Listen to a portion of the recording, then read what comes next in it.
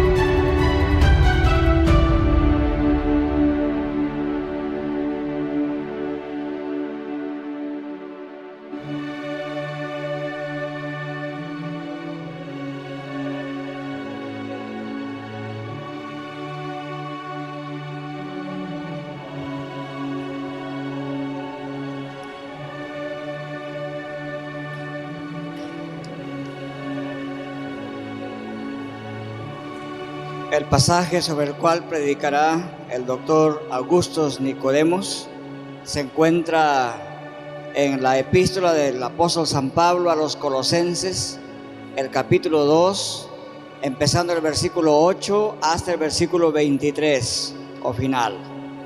Y dice así la palabra de Dios para nosotros en esta noche. Mirad que nadie os engañe por medio de filosofías y huecas sutilezas, según las tradiciones de los hombres, conforme a los rudimentos del mundo y no según Cristo, porque en Él habita corporalmente toda la plenitud de la deidad, y vosotros estáis completos en Él, que es la cabeza de todo principado y potestad.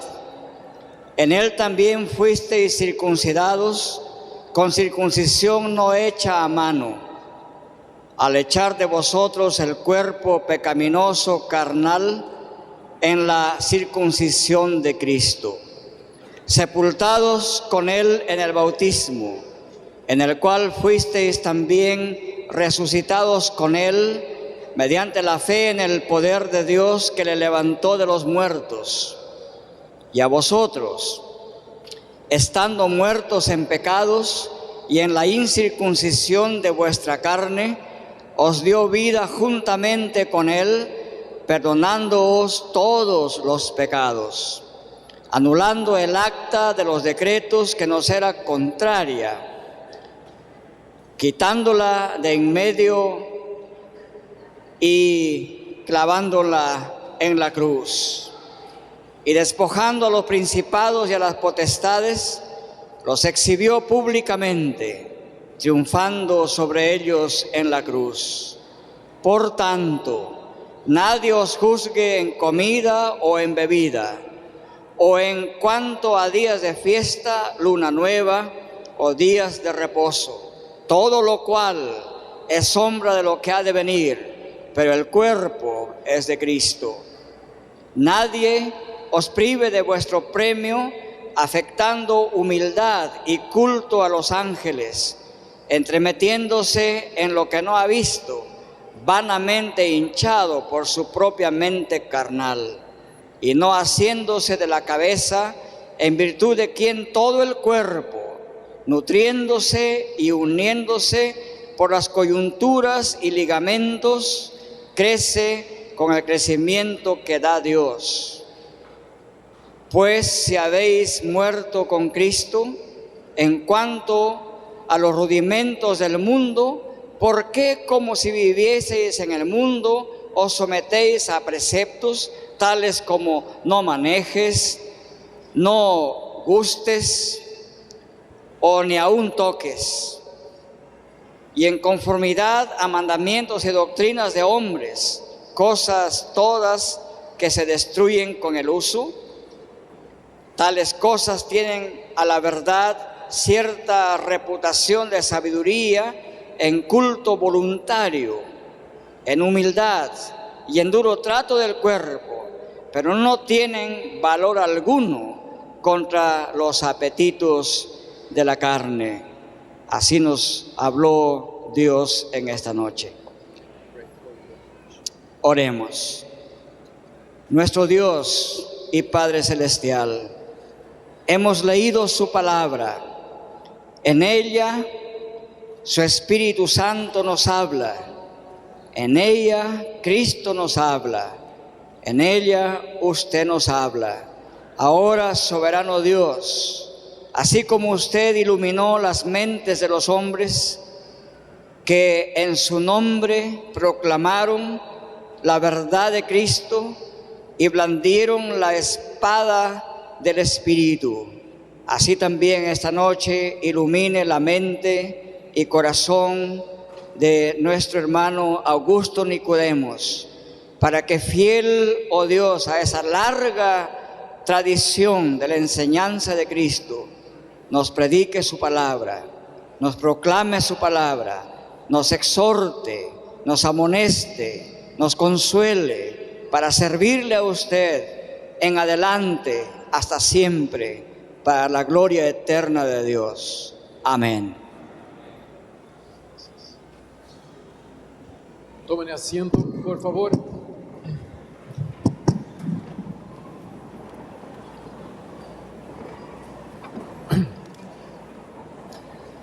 Buenas noches, hermanos y hermanas. Bendiciones. Alabo a Dios por la oportunidad de estar con ustedes en esta noche. Traigo el saludo fraterno de la Iglesia Presbiteriana de Brasil, de la que soy vicepresidente. El tema de mi predicación esta noche es uno de los 5 puntos fundamentales de la Reforma Protestante, que es solus Christus, solamente Cristo. Con esa expresión, los reformadores querían decir que la salvación es solo mediante Jesucristo y no a través de nuestras obras, no a través de María, no a través de los santos y mucho menos a través de la Iglesia. Esta verdad estaba basada en la Biblia en muchos pasajes. Voy a tratar solamente de una de ellas, en la carta de Pablo a los Colosenses. Peço a usted que mantengan sus Biblias abiertas porque haré una exposición de la pasaje. En la carta que escribió a los Colosenses, Pablo tuvo que lidiar con una enseñanza falsa que los estudiosos suelen denominar como la herejía de Colosos. Esta designación se debe al carácter único de la enseñanza y al hecho de que parece haberse localizado solo en aquella región.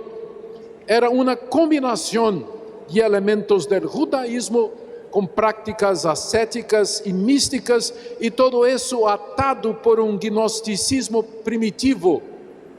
Sus defensores habían logrado infiltrarse en las iglesias cristianas de Colosos y probablemente en las iglesias de otras ciudades ubicadas en la cuenca del río Licos. No tenemos indicios de que esta secta se haya instalado en otras localidades. Esta secta prometía plenitud, perfección y plena satisfacción en Dios mediante un determinado conocimiento llamado de gnosis, que no había sido antes revelado por el ministerio de los apóstoles de Jesucristo. Este conocimiento involucraba prácticas judías, ascéticas y místicas basadas en contacto con los ángeles. Al parecer, los cristianos de Colosos habían empezado a oír a los defensores de esas ideas. Y Pablo entonces escribió esa carta con el fin de impedir que ellos adoptaran plenamente esas enseñanzas. El argumento central de Pablo en la carta es que en Jesucristo los cristianos ya tenían todo lo que la secta ofrecía: plenitud, perfección y plena satisfacción en Dios. Es decir, Pablo responde a los falsos maestros presentando la suficiencia de Cristo. Este argumento de Pablo se presenta a partir de la persona de Cristo.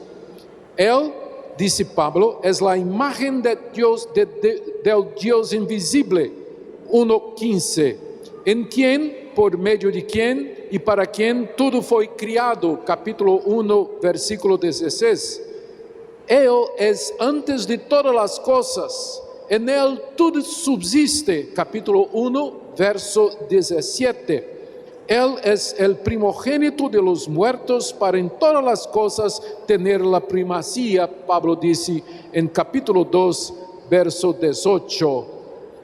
Él dice también que aprobó a Dios que en él, Jesucristo, residiera toda la plenitud, capítulo 1, versículo 19.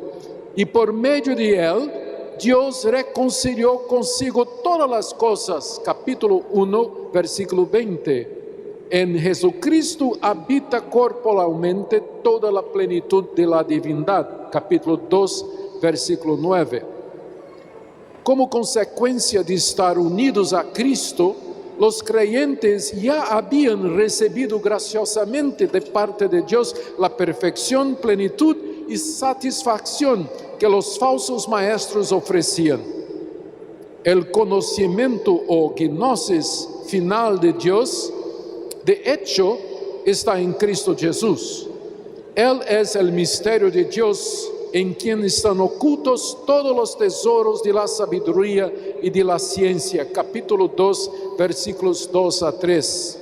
Algo infinitamente superior a la gnosis, conocimiento ofrecido por los falsos maestros. En el capítulo 2, versículos 6 y 7, Pablo da una orientación que será base para todo lo que dirá a continuación. Entonces, él inicia una serie de referencias a los 4 puntos de la herejía de Colosos mencionados anteriormente. ¿Cuáles eran los 4 puntos de la herejía? El gnosticismo, el legalismo, el ascetismo y el misticismo. La base de que Pablo habla es esa. El cristiano debe vivir de la misma manera como se ha hecho cristiano, es decir, por la gracia, por la fe, con base en la predicación apostólica, creciendo en Cristo, radicado, edificado, fortalecido y asegurado en Él, y viviendo para la gloria de Dios en acciones de gracias. Con eso, los versículos 6 y 7 pueden ser señalados como el resumen de la enseñanza que está presente en la sección práctica de la carta. En los versículos siguientes, Pablo muestra cómo se desarrolla en lo que se refiere a la herejía de Colosos. Por tanto, vamos a empezar con el gnosticismo. Él trata da cuestión del conocimiento secreto y salvador, especialmente la idea de los poderes espirituales en los versículos 8 a 10. Mirad que nadie os engañe por medio de filosofías y huecas sutilezas, según las tradiciones de los hombres, conforme a los rudimentos del mundo y no según Cristo, porque en él habita corporalmente toda la plenitud de Dios, de la deidad, y vosotros estáis completos en él, que es la cabeza de todo principado y potestad. Esos 3 versículos son aparentemente una refutación a la enseñanza gnóstica de que entre los hombres y Dios había una jerarquía que dominaba los cuerpos celestes y el destino de la humanidad. Se puede comprender esta realidad al buscar referencias en la literatura gnóstica griega de aquella época y en investigaciones de historiadores romanos que describen ese tipo de movimiento. La reconstitución nos lleva con cierta seguridad a la conclusión ya mencionada de que los falsos maestros en Colosos enseñaban un tipo de religión pagana que creía en un mundo dominado por seres espirituales que aprisionaban al hombre en la tierra. Para vencer esa prisión, la gente necesitaba actuar de determinada manera, cumplir ciertas reglas, mortificar el cuerpo para solo entonces ascender a Dios por medio de un conocimiento secreto que solo ellos poseían. Pablo menciona enseguida que estos conceptos son tradición humana y no divina, y que son de acuerdo con los rudimentos del mundo. Esa expresión, rudimentos del mundo, es constatada en la literatura antigua gnóstica en referencia a los seres angélicos que dominaban el espacio entre Dios y los hombres. Hay una clara intención de Pablo detrás del uso que hace de estos términos. Él no nega la existencia de seres espirituales, tanto que en la carta a los Efesios, él usa el mismo término, principados y potestad, para referirse a Satanás y sus ángeles.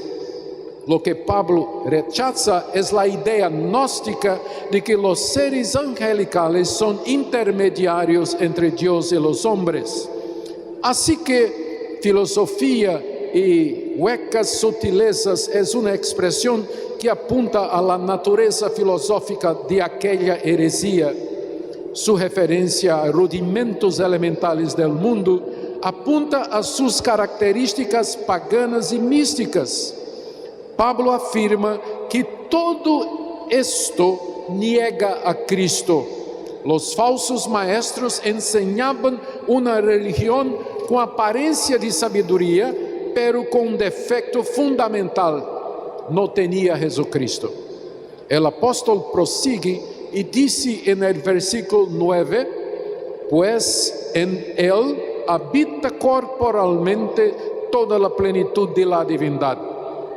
Tal afirmación era escandalosa para aquellos herejes, ya que creían en la inferioridad del cuerpo.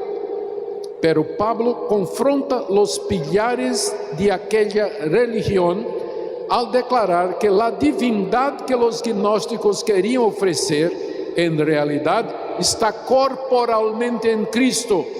Cristo es plenamente Dios y Dios habita plenamente en él. Por lo tanto, en Cristo, los cristianos ya están perfeccionados. El versículo 10 establece que Jesús es la cabeza de todo principado y poder, es decir, todos los seres angelicales están sumisos a Jesucristo. ¿Por qué alguien desearía una religión baseada en ángeles como mediadores, cuando se puede tener aquel que es la cabeza de los ángeles, el mismo Señor que creó todas las cosas y reina supremo sobre todos y sobre todo?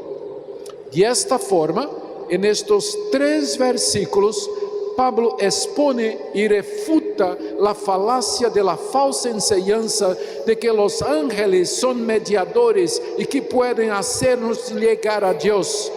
Afirma que en Jesús habita corporalmente la plenitud de la divindad. En Él estamos perfeccionados. Estas afirmaciones valen para nuestros días también. Toda religión, movimiento o nueva idea hoy que disminuye la persona de Cristo y que lo quita del centro de todas las cosas no proviene de Dios.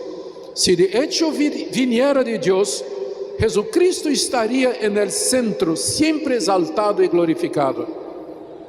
Pablo, a continuación, aborda otros 3 errores enseñados por los falsos maestros que eran, de manera general, legalismo, misticismo y ascetismo. Hablemos del legalismo, capítulo 2, de 11 a 17. Ustedes tienen sus Biblias abiertas, por favor. Capítulo 2, de 11 hasta 17. En estos 7 versículos es posible encontrar el segundo conjunto de ideas que Pablo combate y que eran uno de los ingredientes de la feroz herejía que amenazaba a la iglesia de aquella ciudad, el legalismo. Podemos considerar como legalismo qualquer teoria de salvação de pecados que añade uma ou mais regla ou norma a la obra completa de Cristo. Los legalistas generalmente no niegan a Jesús, solo añaden algo al Evangelio. Algunos elementos de esta pasaje apuntan claramente al hecho de que Pablo está intentando contestar a los elementos judíos de aquella falsa enseñanza. En primer lugar, Pablo habla de circuncisión. Luego menciona una acta de deuda, que parece ser una referencia a la legislación mosaica. Luego habla de comer y del beber, una referencia a la dieta judía, y habla de días de fiesta, de luna nueva o sábados, todas las fechas que formaban parte del calendario sagrado de los judíos. Estos tres elementos, la circuncisión, la dieta religiosa y las fiestas judías, estaban siendo defendidas por los falsos maestros como parte de su nueva religión. Sin embargo, Pablo dice que nada de eso tiene poder para perfeccionarnos, salvarnos y llevarnos a Dios.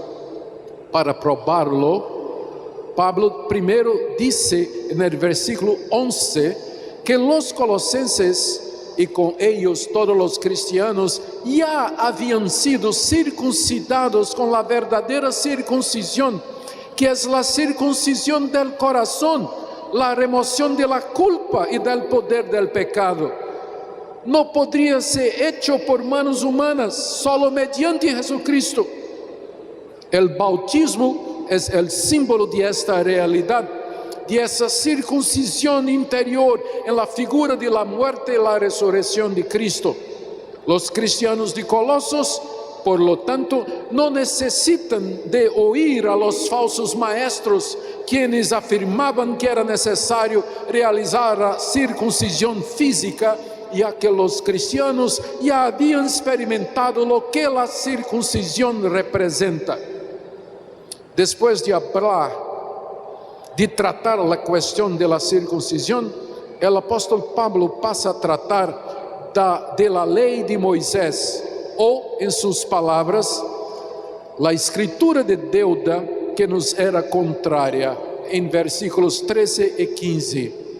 Y a vosotros, estando muertos en pecados y en la incircuncisión de vuestra carne, os dio vida juntamente con él, perdonándoos todos los pecados, anulando el acta de los decretos que había contra nosotros, que nos era contraria, quitándola de en medio y clavándola en la cruz, y despojando a los principados y las potestades, los exhibió públicamente, triunfando de ellos en la cruz. Pablo dice que en la muerte, Cristo revocó todas las penalidades de la ley contra los salvos. Las ordenanzas de Dios eran contrarias al hombre, no porque la ley fuera mala, sino porque el hombre es pecador. Así la ley de Dios se convierte en una escritura de deuda, pues cuando dice no matarás, no adulterarás o no codiciarás, está declarando nuestra deuda delante de Dios. En resumen, la ley apunta nuestros pecados, contabiliza nuestra deuda y nos pone en la condición de deudores y culpables bajo la ira de Dios. Con estas palabras, enclavándolos en la cruz, Pablo crea una imagen mental, como si en la hora en que los clavos entraron en las manos de Cristo, ellos estuvieran allí encerrando la ley, hincándola en la cruz, de manera que ahora ya no podría salir de allí para condenar a aquellos por quienes Cristo murió. Esto porque preso a la ley, en la cruz está el sacrificio que ella exige. Las dos cosas están juntas, enclavadas en la cruz. La ley que nos era contraria, con su escritura de deuda, y por encima el recibo del pago. Cristo y la ley, clavados en la cruz, nos recuerdan cada vez que percebimos que la ley nos condena, que a su lado, grabado en sangre, está el recibo que garantiza que esa deuda ha sido pagada. Esto representa la victoria de Cristo sobre los poderes demoníacos, como Pablo dice en el versículo 15, y despojando a los principados y las potestades, los exhibió públicamente, triunfando sobre ellos en la cruz. El lenguaje que el apóstol usa aquí es extraído del contexto militar. Cuando un soldado vencía a otro en el campo de batalla, él desarmaba al vencido, sacaba la armadura y todas las armas. Después amarra al derrotado en su carro de combate y entraba en triunfo en su ciudad. El pueblo hacía fiesta en celebración al triunfo, y recibía al ganador con homenaje y los vencidos con desprecio. Es la imagen que Pablo usa aquí para hablar del triunfo de Cristo en la cruz sobre los principados y potestades y poderes. La cruz representa la victoria de Dios sobre el legalismo, los principados y los poderes, sobre la condenación de la ley. Es como si la crucifixión fuera la entrada triunfal del Cristo vencedor en los lugares celestiales, trayendo vencidos y atados detrás de sí los principados y potestades malignas, expuestos de esta forma a la vergüenza cósmica delante de ángeles y hombres. En el mismo tema, Pablo habla de la dieta de los judíos y del calendario israelí, que incluye el sábado. Versículo 16, Pablo dice: por tanto, nadie os juzgue en comida o en bebida, o quanto a dias de fiesta, luna nueva, o dias de reposo, o sábado. El apóstol refuta la idea de que los cristianos fueran imperfectos, inferiores por no guardar ordenanzas judías, y más, afirma que nadie debería juzgarlos, pues todas estas cosas no pasan de sombras de las cosas que habrían de venir, pero la realidad es Cristo.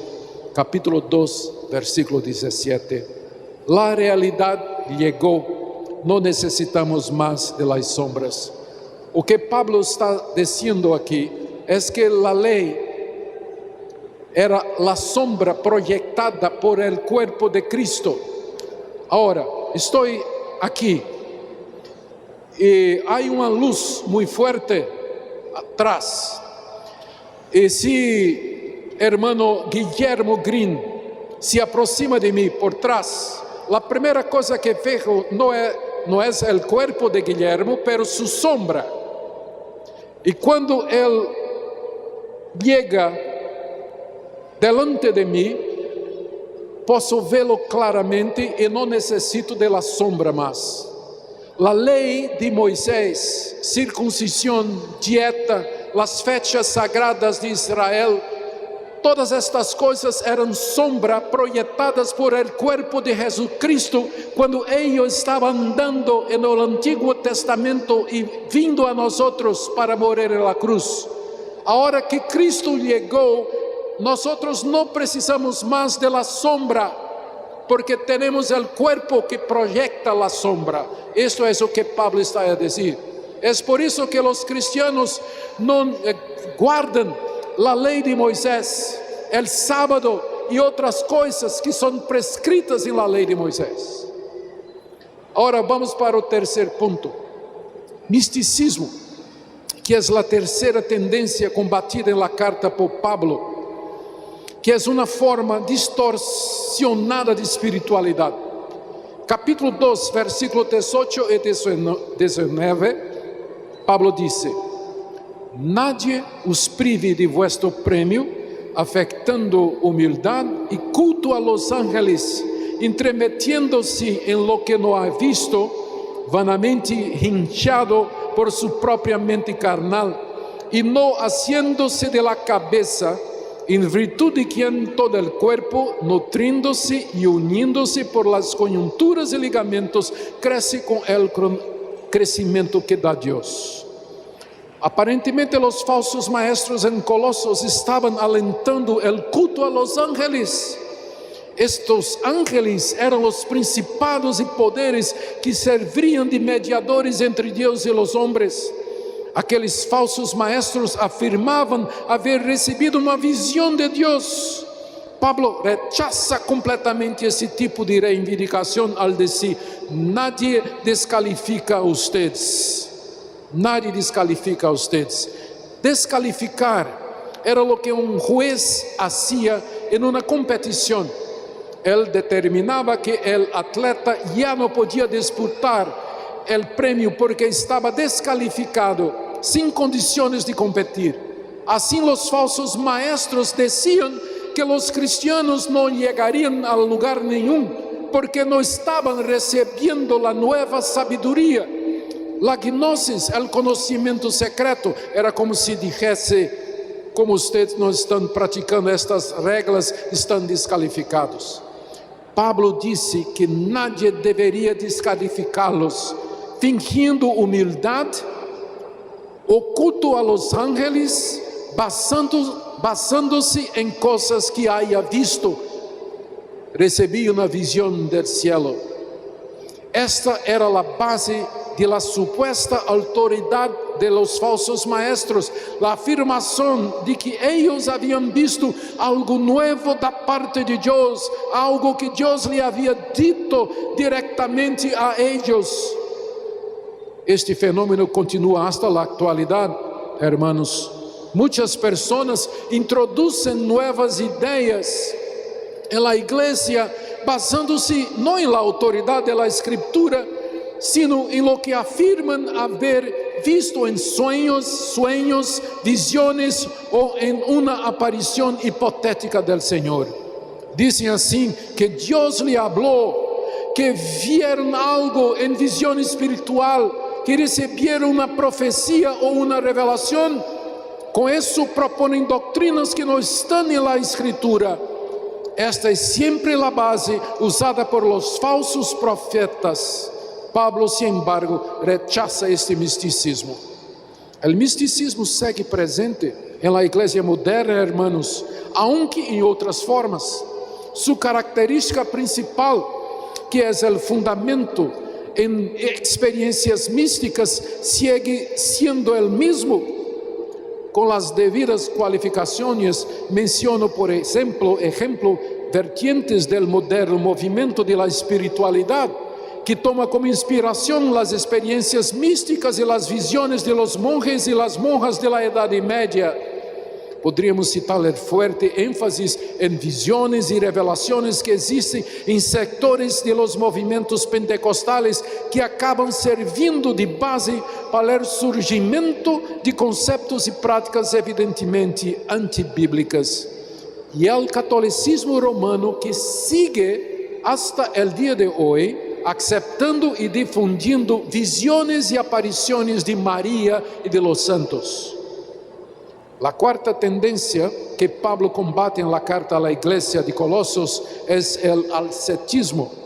Se trata de la abstinencia de alimentos y placeres lícitos dentro de la fe bíblica y de la promoción de la autoflagelación com o objetivo de supuestamente alcançar um nível superior de espiritualidade ou de comunhão com Deus. Pablo disse em capítulo 2, versos 20 e 23: Pois se habéis muerto com Cristo en cuanto a los rudimentos del mundo, ¿por qué, como si vivieses en el mundo, os sometéis a preceptos tales como no manejes, ni gustes, ni aun toques en conformidad a mandamientos y doctrinas de hombres, cosas que todas se destruyen con el uso?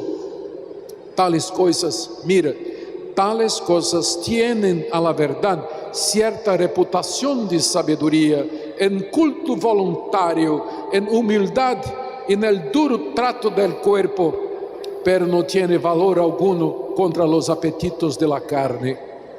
En la iglesia de Colosos, el problema consistía en que los herejes afirmaron que para que el cristiano pudiera progresar y vencer la materia, no podría manejar ciertas cosas, probar ciertos alimentos y bebidas, ni siquiera tocar la cosa en cuestión. Aquellos falsos maestros estaban imponiendo este ascetismo a los creyentes, diciendo que para llegar a Dios y perfeccionarse necesitaban cumplir una serie de requisitos. No se sabe exactamente en este caso específico qué requisitos serían estos, pero tal vez fuera algo relacionado al matrimonio, a ciertas comidas y bebidas, o mismo a placeres considerados lícitos. Pablo contesta a este error preguntándoles a los colosenses por qué ellos todavía se sujetaban a las reglas ascéticas de aquellos hombres, ya que habían muerto con Cristo para esta clase de cosas. Él dice en capítulo 2, verso 20: pues si habéis muerto con Cristo en cuanto a los rudimentos del mundo, ¿por qué como si vivieseis en el mundo os sometéis a preceptos? Ellos habían muerto con Cristo para los espíritus elementales de este mundo. Pablo ya había dicho algo semejante en el versículo 15. Cristo desarmó a los principados y potestades y triunfó de ellos en la cruz. Los cristianos, por tanto, ya estaban muertos con Cristo para este mundo y para su religiosidad falsa, promovida por espíritus demoníacos. Además, Pablo prosigue, todas estas cosas desaparecen con el uso. Cuando se ingiere un alimento, él se destruye. Dado que estos alimentos se destruyen con el uso, ¿por qué habría la necesidad de abstenerse de ellos? Otra cosa, Pablo dice, tales cosas tienen a la verdad cierta reputación de sabiduría en culto voluntario, en humildad, en el duro trato del cuerpo. Mira ahora, pero no tiene valor alguno contra los apetitos de la carne.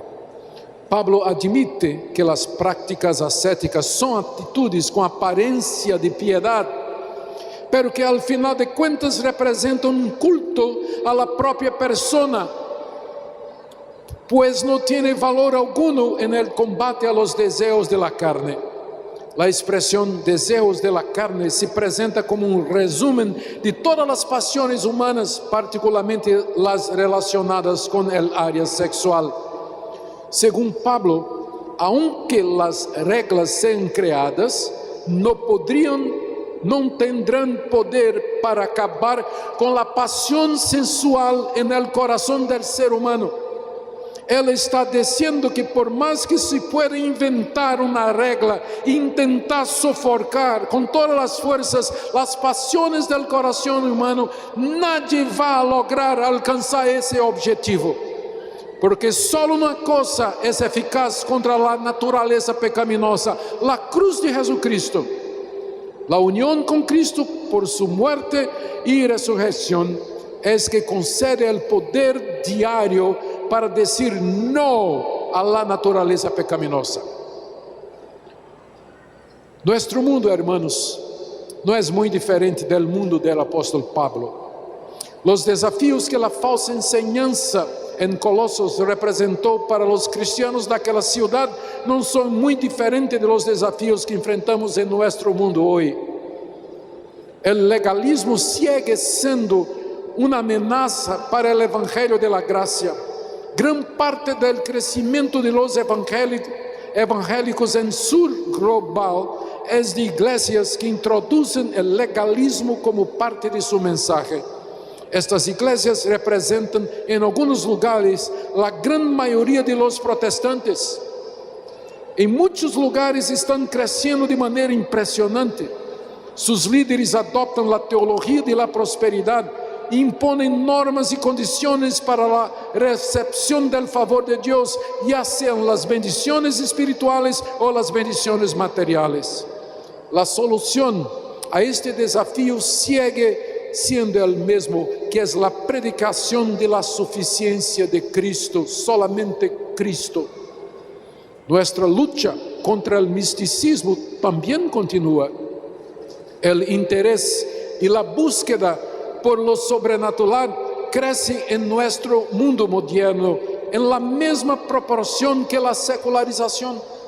La ciencia moderna, el evolucionismo darwinista y el marxismo cultural no pudieron arrancar del corazón humano el anhelo por lo trascendente, no pudieron apagar la imagen de Dios en lo hombre.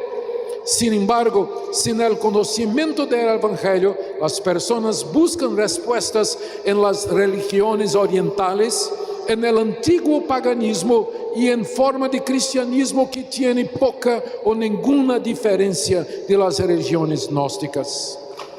Hermanos, finalmente, para todas estas falsas doctrinas y herejías, nuestra respuesta sigue siendo la misma de Pablo a los colosenses, que es también la misma respuesta de los reformadores al catolicismo romano hace 500 años atrás: solos Cristos. Amén.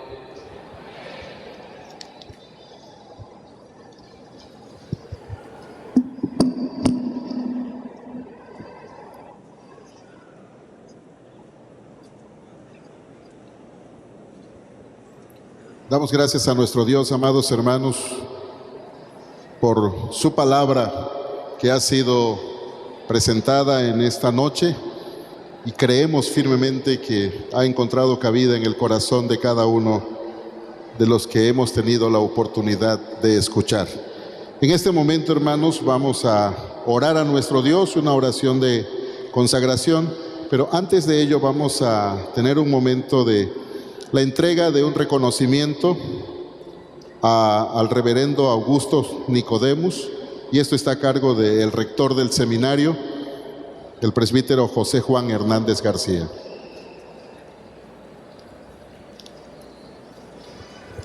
Gracias, pastor. Estimado hermano reverendo Augusto Nicodemus, a nombre de la CLIRI, a nombre del respetable Sínodo de Tabasco y a nombre del Seminario Teológico Presbiteriano del Sureste, le agradecemos que haya dispuesto de su tiempo para venir e impartir la conferencia de hoy en el seminario y esta noche el sermón para el pueblo. Nos hubiese gustado que se hubiera quedado hasta el final, hasta el viernes, pero tiene que salir el día de mañana. Queremos decirle que a nombre de todo este pueblo, el pueblo de Dios, el pueblo de la Iglesia del Sureste y especialmente en Tabasco, le agradecemos su gentileza y le entregamos este pequeño regalo para que recuerde a la CLIR y también a Tabasco, y cuando se esté tomando su cafecito nos recuerde a todos. Muchas gracias, pastor, y le levantamos la mano todos en gratitud a nuestro hermano y vamos a orar. Les invito a estar de pie, hermanos, vamos a orar.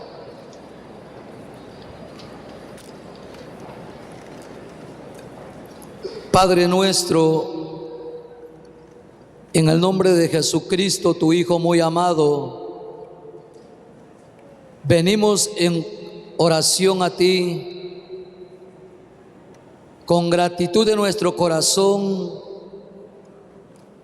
porque la luz de tu palabra, el Evangelio, y a través de tu Espíritu Santo, nos has iluminado y nos has llamado en tu gracia a tu iglesia comprada con la sangre preciosa de Jesucristo, tu Hijo. Gracias por tu palabra, pero te suplicamos también, Señor, y te rogamos que a tu pueblo lo sigas llenando de tu Espíritu Santo, con tu palabra, de la sana doctrina, y que sigamos proclamando el Evangelio que solo Cristo salva. Llénanos de tu Espíritu Santo, consagra nuestras vidas, la vida de tu pueblo, de los ancianos, de los niños, hombres y mujeres, de tus siervos los pastores que has llamado para un ministerio especial. Permite que así como hoy recordamos en la historia a estos varones que quisiste tomar y llamar para dar a conocer tu palabra y a ti mismo, Señor, también nosotros podamos ser instrumentos que un día se pueda recordar en la historia lo grande que tú eres y la bendición que ha dado a tu pueblo. Conságranos, Señor, con tu Espíritu Santo, con tu palabra, que sigamos siendo luz para aquellos que no te conocen, que sigamos llevando el mensaje de tu palabra. Dios, te suplico y te ruego pues que tú seas en la vida de cada pastor, de cada anciano de la iglesia, de cada diácono, de cada miembro que tú has redimido, Señor, y que sigamos publicando aquí en Tabasco, en el sureste y en toda la república, que tú eres Dios sobre todas las cosas, en Jesucristo nuestro Salvador. Amén. Gracias, hermanos.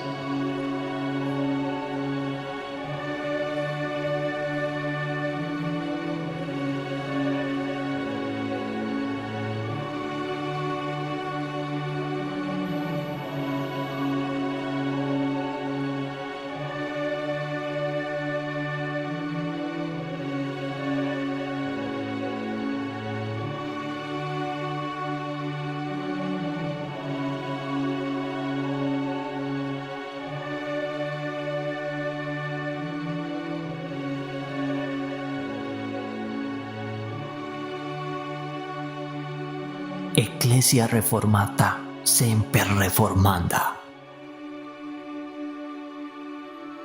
Secundo.